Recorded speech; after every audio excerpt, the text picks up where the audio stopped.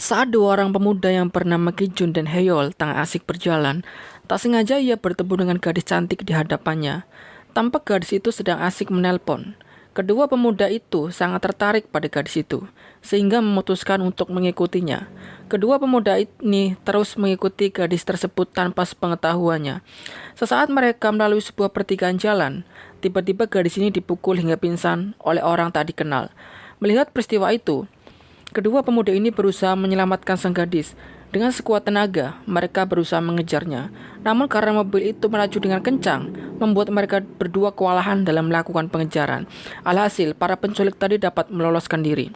Kijun dan Heyul bergegas menelepon polisi untuk melaporkan peristiwa kejahatan tersebut. Kijun memberitahukan bahwa ia melihat ada seorang gadis telah diculik. Setelah mendengar penjelasan kedua pemuda ini, polisi itu berkata bahwa dalam 10 menit lagi, mobil patroli akan datang ke lokasi tersebut. Namun menurut mereka, waktu 10 menit adalah waktu yang cukup lama. Keburu penculik tadi kabur lebih jauh. Akhirnya mereka memutuskan untuk pergi ke kantor polisi terdekat untuk membuat laporan penculikan. Di saat mereka masuk ke dalam lobi kantor polisi tersebut, mereka bertemu dengan alumni Akademi Kepolisian Angkatan 99. Walaupun demikian, tidak membuat laporan yang mereka ajukan segera ditangani. Alumni itu berkata bahwa ada banyak kasus yang lebih penting yang harus segera ditangani. Lagi pula kalian tak mengenal gadis itu. Kasus kalian akan kami tangani nanti. Jadi tunggulah di sini, ujar alumni itu. Tak puas akan jawaban sang senior itu, akhirnya mereka memutuskan untuk kembali ke TKP tadi. Mereka menyusuri TKP tersebut dan menemukan benda mencurigakan yang terbungkus plastik hitam yang tergeletak di jalan. Mereka menghampiri benda tersebut, dan dengan rasa takut dan waspada mereka membuka plastik itu. Awalnya mereka kaget melihat isi di dalam plastik tersebut. Namun setelah dilihat lagi, ternyata itu hanya sebuah topoki. Kijun merasa bingung, karena bukti yang mereka punya hanya sebuah topoki. Sehingga terlintas pikiran jenius dari Heyol. Ia mempunyai ide untuk mencari tahu siapa penjual topoki ini. Mereka bergegas menghampiri setiap penjual topoki di sekitaran lokasi kejadian untuk menanyakan apakah topoki ini berasal dari tokonya. Mereka bertanya ke sana kemari, tak kunjung menemukannya. Sampai pada titik ingin menyerah, mereka mencoba sekali lagi untuk bertanya ke penjual topoki. Mereka kaget dan senang bahwa topoki yang mereka bawa mirip dengan apa yang ada di toko ini.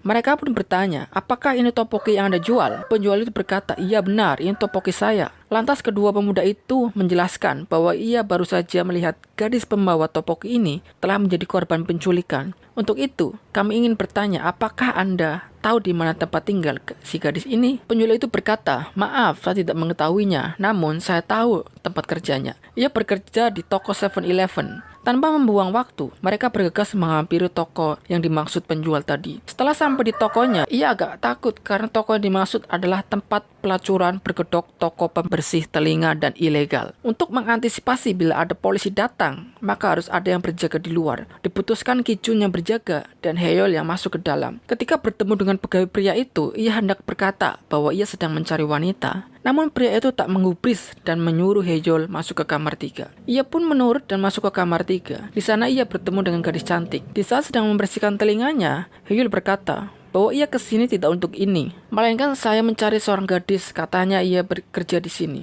Tadi saya melihat ia diculik. Sontak gadis yang awalnya selalu menebarkan senyum berubah menjadi sedih dan meminta kepada Heyol untuk menyelamatkan gadis ini. Heyol menenangkan gadis itu. Ia berjanji akan menyelamatkannya segera. Untuk itu ia meminta alamat tempat tinggal gadis yang diculik tadi. Di adegan lain, Kijun yang sedang menunggu di luar tak sengaja melihat seorang yang sedang makan mie ramen. Hal ini membuatnya menjadi sangat lapar, namun ia berusaha menahannya. Tiba-tiba ia melihat pria itu memakan sosis. Kijun berkata, wah, sosis adalah makanan favoritku. Tak kuat menahan godaan mie ramen dan sosis tersebut, ia memutuskan untuk membelinya. Di saat tengah asik makan mie ramen dan sosisnya, tiba-tiba datang polisi. Ia sangat terkejut dan bergegas lari ke toko tadi. Ia mencoba menghalau polisi agar jangan masuk ke toko itu, sembari memberi peringatan kepada Heyol agar segera keluar dari dalam toko itu. Kijun melakukan segala cara untuk mengulur waktu. Kedua polisi itu pun terpancing dengan aksi yang dilakukan Kijun. Setelah beberapa saat kemudian, Heyol pun keluar dari toko itu, dan mereka berdua bergegas meninggalkan tempat itu. Lalu kemudian mendatangi alamat yang diberikan gadis tadi. Alamat tersebut mengarah ke sebuah kos-kosan kecil yang agak mencurigakan. Mereka memberanikan diri untuk mengetuk pintu pintu. Tak lama, pintu dibuka oleh seorang pria yang mencurigakan. Pria bilang, "Tunggu sebentar, aku akan membukakan pintu." Namun di luar dugaan, pria tersebut kabur dengan menjebol jendela belakang. Mendengar adanya suara aneh dari dalam kos-kosan itu, kedua pemuda itu bergegas mendobrak pintu dan mendapati si pria tadi telah kabur. Tak tinggal diam, mereka berusaha mengejarnya. Karena jika mereka gagal menangkap pria ini, maka informasi tentang penculikan gadis itu akan buntu. Memang dasarnya rezekinya orang baik. Di saat ia sedang mencari pria itu di kegelapan malam, justru pria itu datang menghampirinya. Pria itu mencoba membunuh Heyol, namun dengan bela diri yang dipelajari di kampus, ia dapat mengatasi perlawanan dari pria itu. Dengan 2 kali pukulan, cukup melumpuhkannya. Pada awalnya, ia tak percaya bahwa jurus yang dipelajari di kampus bekerja dengan baik pada praktek aslinya. Keduanya kemudian memaksa pria itu. Setelah diinterogasi beberapa saat, ternyata gadis tadi telah dijual ke penjahat itu. Berbekal alamat yang diberikan pria ini dan ponselnya, mereka mendatangi alamat itu. Ternyata lokasinya cukup jauh, butuh waktu beberapa menit menggunakan taksi untuk menuju alamat itu. Di tempat yang berbeda, para penjahat sedang menyuntikkan obat penyubur pada sel telur ke gadis itu. Kedua pemuda itu harus bergegas menyelamatkan gadis ini sebelum sesuatu yang buruk akan terjadi. Sesampainya di lokasi, mereka merasa cukup ketakutan melihat jumlah penjahatnya cukup banyak sedangkan mereka hanya berdua. Untuk memastikan bahwa mereka adalah target yang dicari, maka Ki Jun mencoba menelpon menggunakan ponsel pria tadi. Ternyata benar, nomornya tersambung ke salah seorang dari mereka. Namun sialnya, pria tersebut menelpon kembali, sehingga nada derinya terdengar oleh gerombolan penjahat itu. Sontak hal ini membuat panik kedua pemuda ini. Dihampirinya kedua pemuda ini oleh gerombolan penjahat itu. Mereka bertanya, "Mengapa telepon itu ada di kamu? Emangnya kamu siapa? Ayo jawab." Sembari dipukul-pukulnya kepala kedua pemuda itu. Tak tahan kepala yang dipukul-pukul membuat mereka memberontak dan melawan balik. Terjadilah pertarungan sengit. Meskipun mereka hanya berdua, mereka mampu memberikan perlawanan yang merepotkan. Di tengah-tengah pertarungan, tampak seorang pria sedang menelpon seseorang. Nampaknya ia sedang meminta bantuan. Dengan bekal bela diri yang telah dipelajari, membuat kedua pemuda ini berhasil mengalahkan mereka semua. Ditangkapnya salah seorang dari mereka dan diinterogasi untuk menunjukkan di mana gadis itu disembunyikan. Sempat kekeh tak mau memberitahukan, sampai akhirnya pantat pria itu ditusuk dengan tusukan sate berkali-kali. Dengan rasa sakit, akhirnya pria ini memberitahukan lokasi gadis yang diculik tersebut. Kedua pemuda itu tampaknya harus bergegas sebelum bahaya yang lebih besar muncul. Kedua pemuda itu diarahkan ke dalam sebuah bangunan kosong. Saat Heyol sedang melihat-lihat, seolah-olah ia diarahkan ke sebuah ruangan. Ketika diintipnya ruangan itu, betapa terkejutnya, ternyata di dalamnya terdapat seorang gadis. Gadis itu pun teriak meminta tolong. Segera Heyol memanggil Ki Jun untuk sama-sama memeriksa ruangan itu. Didobraknya pintu itu,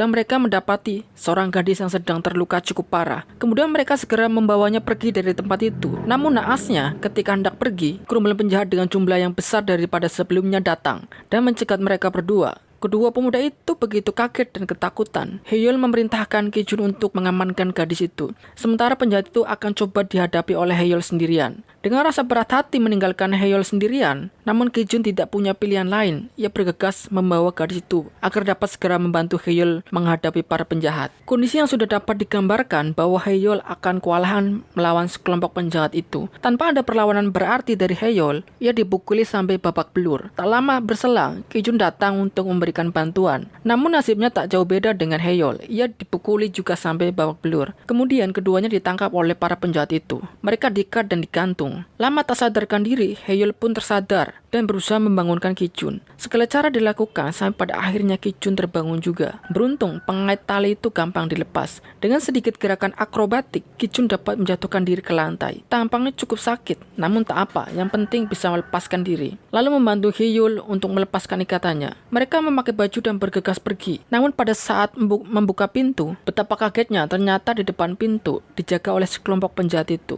Tapi untungnya mereka semua sedang tertidur. Dengan langkah hati-hati, kedua pemuda itu melewati selah-selah penjahat itu. Namun tak disangka alarm Jan Ki Jun berbunyi, membuat penjahat itu terbangun. Tak mau ditangkap lagi, kedua pemuda itu berusaha sekuat tenaga untuk lari. Tak tinggal diam, sekelompok penjahat itu pun berusaha menangkap kedua pemuda itu. Terjadilah aksi saling kejar-kejaran. Banyaknya gang-gang sempit cukup memberikan keuntungan pada kedua pemuda itu. Belum habis dikejar-kejar penjahat itu, kini mereka dikejar menggunakan mobil. Namun beruntung, tampak di depan sana ada sebuah kantor polisi. Para penjahat itu pun tak berani mendekatinya. Walhasil kedua pemuda itu selamat. Kemudian mereka masuk ke dalam kantor polisi itu dan ingin membuat laporan. Namun karena laporannya mereka buat tanpa ada ada barang bukti, ditambah mereka tidak punya identitas diri, membuat petugas polisi itu tak percaya. Justru polisi tersebut memborgol kedua pemuda itu karena dianggap membahayakan. Pada esok paginya, Profesor Yang datang untuk membebaskan mereka berdua dan menyuruhnya untuk kembali ke akademi agar fokus belajar. Selesaikan pihak kepolisian saja. Mereka berdua pun mematuhi perintah Profesor Yang. Sesampainya di kampus, kedua pemuda itu mandi untuk membersihkan diri. Namun tetap saja, rasa gelisah di dalam hati tak bisa hilang. Mereka masih terus memikirkan kondisi gadis yang diculik tadi. Di saat merenung, mereka teringat bahwa ada salah seorang teman mereka yang bapaknya adalah polisi. Untuk itu, mereka meminta agar teman itu memberitahukan kepada bapaknya untuk memberikan kontak petugas CCTV pusat. Seketika harapan baik untuk menyelamatkan gadis itu pun muncul kembali. Setelah mendapat kontak petugas CCTV, kedua pemuda itu langsung menghubunginya. Namun di sini mereka tak jujur. Mereka bilang bahwa temannya menjadi korban tabrak lari dan meminta polisi wanita itu yang bernama Medusa untuk membantunya menemukan plat nomor kendaraannya. Namun alasan mereka berbohong dapat dimengerti, mengingat jika mereka jujur pasti tidak akan dibantu. Karena tugas ini seharusnya diselesaikan oleh kepolisian, bukan mahasiswa seperti mereka. Polisi wanita itu pun bersedia membantunya, namun ia meminta waktu beberapa hari untuk mengecek semua CCTV di kota tempat kejadian. Sembari menunggu kabar dari polisi wanita tadi, kedua pemuda itu mulai menyiapkan segala sesuatunya, mulai dari meminjam persenjataan dan melatih menggunakannya. Kedua pemuda itu harus segera bertindak. Pasalnya, para pesandera sedang dalam bahaya. Mereka dipukuli oleh para penjahat, bahkan gadis yang tengah terluka akan dimutilasi dan dijual organ tubuhnya. Dengan semangat membara, kedua pemuda itu terus berlatih bela diri hingga kekuatan fisik serta mengkonsumsi makanan-makanan yang bergizi tinggi. Sepanjang hari mereka melakukan ini semua. Segala gerakan yang kiranya diperlukan akan dipelajari dan dikuasai sebaik mungkin. Di saat sedang latihan fisik, Medusa menelpon dan mengabarkan bahwa plat nomor yang dicari sudah ketemu. Ia menambahkan bahwa ada tulisan klinik kandungan H di mobil itu agar engkau mengeceknya, ujar Medusa. Setelah mendapat informasi dari polisi wanita itu, segera kedua pemuda ini mengecek informasi lebih jauh di internet. Setelah dicek bahwa mereka curiga, klinik kandungan H merupakan lokasi mereka menjual sel telur dari gadis-gadis itu. Mereka harus bergegas karena menurut informasi dari internet, klinik itu akan melakukan aksinya 2 hari dari sekarang. Hari yang dinanti pun tiba. Kedua pemuda ini bergegas menuju lokasi klinik itu. Di adegan lain, di dalam klinik itu, sang dokter sedang ada klien yang mau membeli sel telur. Dokter itu menjual sel telur dengan harga 1 miliar. Ini merupakan bisnis ilegal yang sangat menguntungkan dan menggiurkan. Setelah disepakati akan harga sel telur tadi, sang dokter memerintahkan untuk membawa semua gadis-gadis itu ke klinik untuk diambil sel telurnya. Pada saat mobil-mobil penjahat itu masuk ke klinik, rupa-rupanya kedua pemuda itu telah memantaunya. Para gadis-gadis itu dibius untuk mengantri diambil sel telurnya. Gadis pertama yang akan diambil sel telurnya adalah gadis idaman kedua pemuda itu yang bernama Yunjung. Di adegan lain, kedua pemuda itu sedang bersiap melakukan serangan kepada gerombolan penjahat tadi. Di sini dapat kita lihat apakah latihan yang selama ini dilakukan oleh kedua pemuda itu dapat berhasil mengalahkan penjahat-penjahat itu atau justru akan bernasib sama seperti sebelumnya. Pertarungan hebat pun dimulai. Terjadi jual beli serangan antar kedua belah pihak. Namun karena kedua pemuda itu dibekali dengan senjata, maka mereka cukup dapat mengendalikan situasi ini. Setelah bertarung beberapa saat, akhirnya mereka semua mampu dikalahkan. Namun ujian belum berakhir. Mereka harus bergegas menuju ruang operasi untuk menyelamatkan gadis itu. Belum sampai ruang operasi, nampaknya masih ada hadangan dari raja terakhir, rajanya para penjahat tadi. Dengan sisa tenaga yang ada, mereka berdua meladeni perlawanan raja terakhir ini. Di awal pertarungan, tampak kedua pemuda ini tampak kewalahan, bahkan babak belur dibuatnya. Namun lagi-lagi setelah bertarung beberapa saat, raja terakhir pun dapat dikalahkan.